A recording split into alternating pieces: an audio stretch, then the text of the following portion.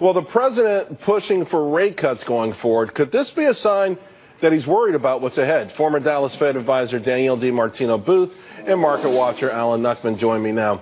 Danielle, what do you think? Because, in one breath, the administration touting how great the economy is doing, and in the other, they want even more.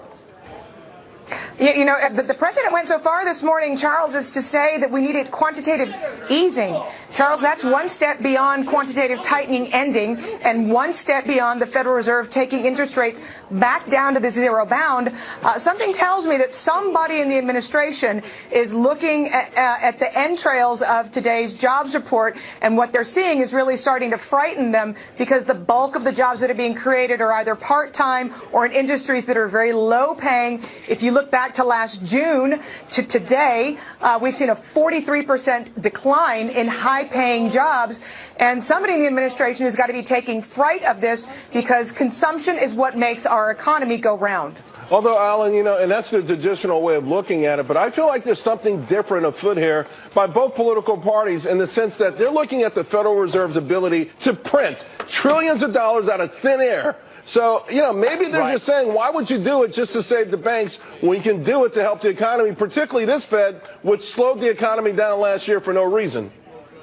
Well, everybody likes a rocket ship, and we've had a rocket ship from 2009. It's been 10 straight years of this trend, and it's not changing anytime soon. We're this close to making new all-time highs once again, and a full V recovery that's happened every time in history until it doesn't would take the distance of that sell-off, add it on to that old high. We'd be looking at about 3,400 in the S&P, which is about 17% higher. I don't view this as anything negative. I view it as someone just talking their book. They want the best performance out of the stock market they possibly can get.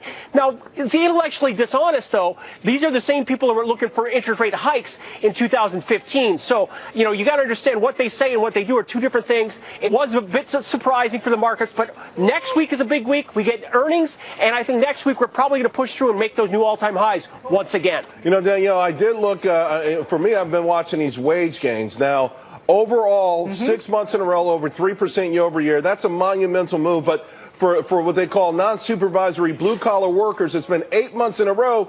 I think the good news is that the Fed's not going to stop that. Finally, middle America getting a raise, that says something. It does, Charles, and again, the bulk of the jobs that we saw created in March were in eating, drinking, and getting sick sectors. These are indeed blue-collar type of positions, and we have seen the fastest wage gains in that segment, and that's why we've seen confidence, particularly among this cohort of Americans, increase at a much faster pace than that for people who make a little bit more money and or are in a professional sector. But again, 40% of spending in this country is attributable to the top 20% of earners. 60% is attributable to the top 40% of earners.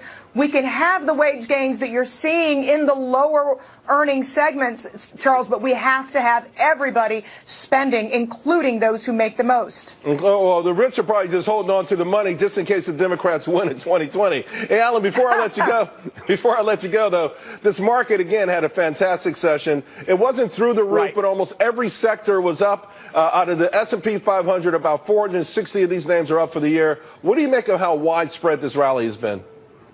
It's got some strong breadth. It's very, very positive, and I think the opportunity still exists in the energy sector. Hasn't quite played ball yet. I think that's going to be the catalyst to kick this market into high gear one more time. Right. If you look at crude oil, it finally got above the halfway point of its sell-off. Finally happened, whereas that happened in the stock market back in January. So if you look, there's been a little bit of a lag. That's going to be the next catalyst to the upside. And let's talk about the Fed remaining independent. That's why we're here, standing here in a nice, stable ground, because they've done their job for the past 10 years. Both parties want to take over the Fed. Let's leave it there.